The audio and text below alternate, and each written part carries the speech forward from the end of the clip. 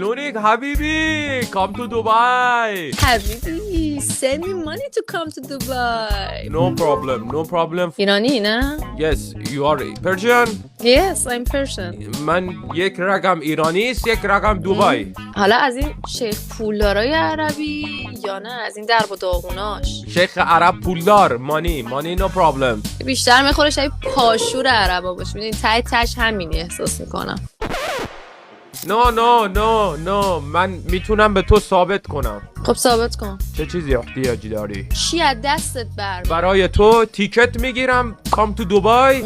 من به استقبال تو میایم با هر چی که بگی. نو پرابلم. مثلا با لامبورگینی که کاور طلا داشته باشه چطوره؟